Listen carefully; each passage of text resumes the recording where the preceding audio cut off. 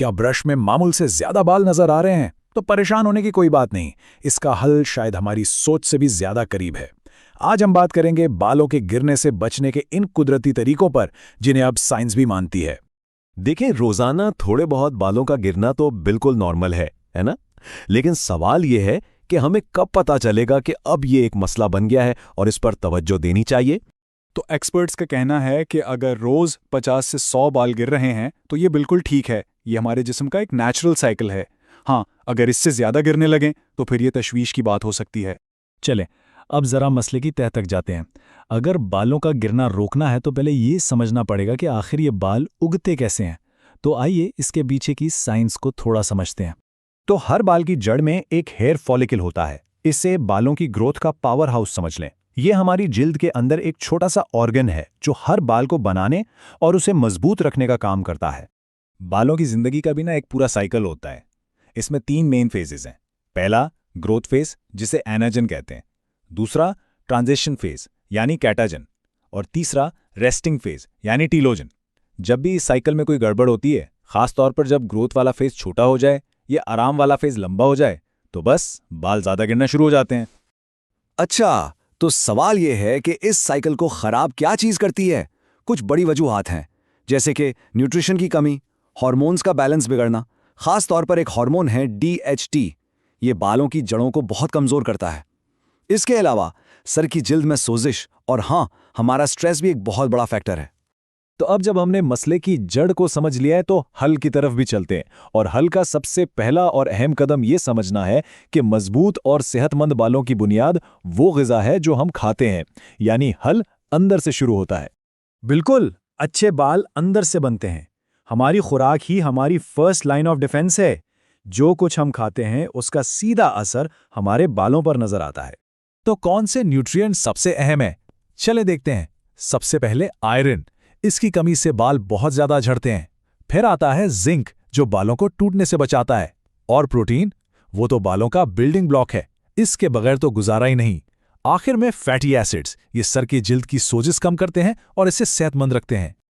और बात सिर्फ एक न्यूट्रिएंट की नहीं है, बल्कि हमारा पूरा डाइटरी पैटर्न भी बहुत मायने रखता है। एक बहुत दिलचस्प स्टडी में ये बात सामने आई कि जो लोग मेडिटेरेनियन डाइट फॉलो करते हैं, यानी ताज़ा सब्जियां और जड़ी बूटियां ज़्यादा खाते हैं, उनमें बालों के गिरने का खतरा काफ़ी कम हो जाता है।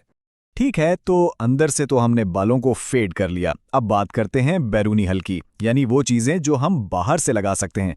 कुदरत के खजाने में इसके लिए भी बहुत कुछ मौजूद है।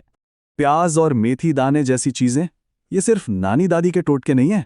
अब साइंस भी इनकी ताकत को मान रही है। ये वो चीजें हैं जहां सदियों पुरानी हिकमत और आज की रिसर्च एक साथ मिल जाती हैं। चलें, प्याज के रस की बात करते हैं। ये एक बहुत ही आसान और ज़बरदस्त घरेलू इलाज है। इसकी खास बात क्या है?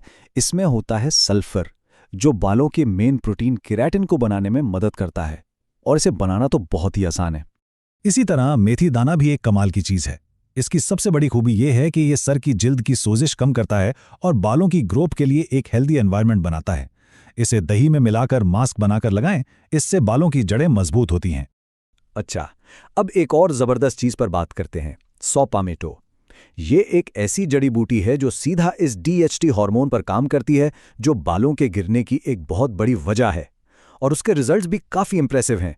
स्टडीज़ बताती हैं कि इससे बालों की क्वालिटी में 60%, बालों की तादाद में 27% और ओवरऑल घनेपन में भी बेहतरी देखी गई है। और अब वक्त है एक बहुत ही दिलचस्प मुकाबले का। एक तरफ है एक मशहूर नेचुरल रेमेडी रोजमेरी ऑयल और दूसरी तरफ है एक बहुत मशहूर फार्मास्यूटिकल दवा मिनॉक्सिडिल। तो देखते हैं साइंस इन दोनों के बारे में क्या कहती है।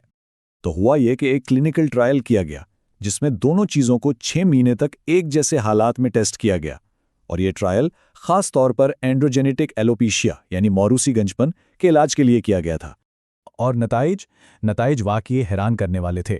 6 महीने के बाद दोनों ग्रुप्स में बालों की तादाद में तकरीबन एक जैसा और काफ़ी नुमाया इजाफा देखा गया। इसका मतलब क्या हुआ? इसका मतलब ये कि रोजमेरी ऑयल बिल्कुल मिनॉक्सिडिल जितना ही इफेक्टिव है। लेकिन कहानी यहाँ ख़त्म नहीं होती। एक बहुत बड़ा फ़र्क था, वो था साइड इफ़ेक्ट्स का। मिनॉक्सिडिल इस्तेमाल करने वाले ग्रुप में सर की जिल्द पर खारिश की शिकायत बहुत ज़्यादा थी। तो इससे क्या पता चला? यही कि रोजमेरी ऑयल ना सिर्फ इतना ही इफेक्टिव है, बल्कि उसके साइड इफ़ेक्ट्स भी कम हैं। तो इन सारी बातों को मिलाकर बालों की सेहत के लिए एक पूरा एक्शन प्लान बनाते हैं। आइए सारी अहम बातों को एक बार फिर से देख लेते हैं। तो की टेकअवेज क्या हैं? सबसे पहले बालों को अंदर से ग़िज़ा दें। आयरन, जिंक और प्रोटीन से भरपूर डाइट लें। दूसरा, बाहर से कुदरती चीज़ें लगाएं, जैसे प्याज, मेथी और रोज़मेरी ऑयल। तीसरी बात, सब्र से काम लें। नेचुरल चीज़ें वक्त लेती हैं, तकरीबन 3 से 6 महीने लग सकते हैं। और आखिर में इस बात पर भरोसा करें कि जो बातें पहले सिर्फ रिवायत का हिस्सा थीं, अब उन्हें साइंस भी सपोर्ट कर रही है। और हाँ, एक बहुत अहम बात, अगर बाल अचानक बहुत ज़्यादा गिरने लगें या जगह जगह से पैचेस बन जाएं, तो प्लीज़ किसी डर्मेटोलॉजिस्ट या डॉक्टर से ज़रूर मिलें। ये जानना ज़रूरी है कि उसके पीछे कोई और मेडिकल कंडीशन तो नहीं है। तो आखिर में सवाल ये है कि क्या सेहतमंद बालों का सबसे बड़ा राज महंगी बोतलों में नहीं, बल्कि हमारे अपने किचन में ही छुपा हुआ है?